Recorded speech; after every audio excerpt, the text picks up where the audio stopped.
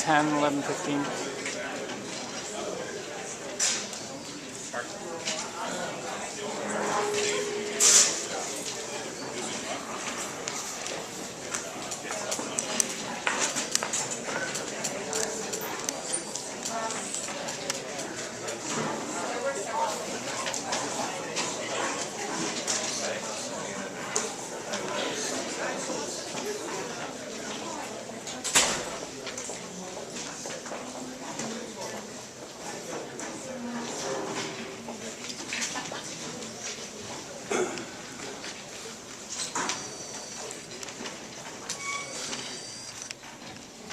There's a suggested motion that the Board of Education return to open session.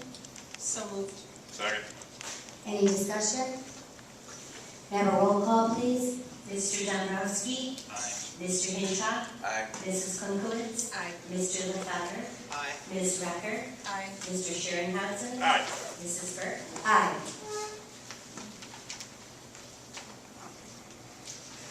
We never expected to be back here tonight, mere days after hundreds of hours have invested in listening, discussing, and debating an important issue for our district and its students.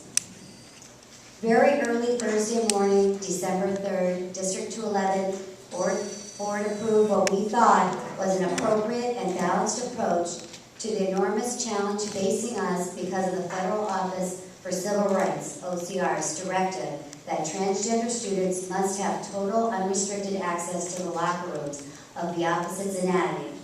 Their directive came based on a single case filed by a student and this student's parents.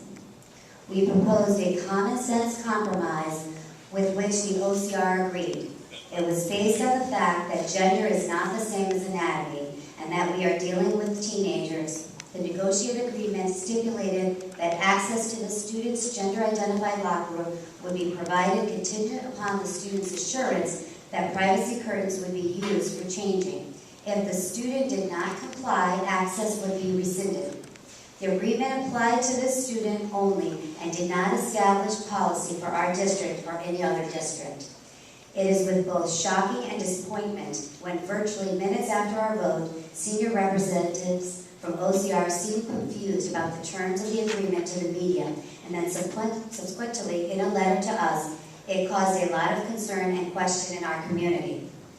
Late this morning, District 211 lawyers received a letter dated December 7th, 2015 from OCR's public spokesperson, Catherine Lehman, Assistant Secretary for Civil Rights, in which OCR has issued an official clarification stating, quote, the agreement provisions specific to locker room access apply to only student A, and district's agreement to provide student A's access to locker rooms is based on the student's representation that the student will change in private changing stations. The letter goes on to state that the agreement explicitly recognizes that the district does not admit any violation of federal law or regulation. We are disappointed that OCR made an already very difficult, passionate, and emotional issue very confusing with their apparent misstatements and lack of clarity in describing the agreement. We are gratified, however, to receive the letter today that provides official clarity and removes any confusion surrounding the plan our board approved early on December 3rd.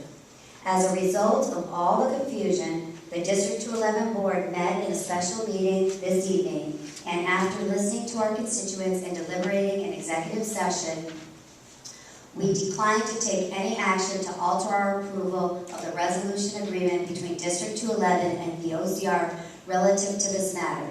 We believe this is the best course of action for the students while balancing the needs of all teenage students in our district. The district will accommodate gender-identified locker room access for students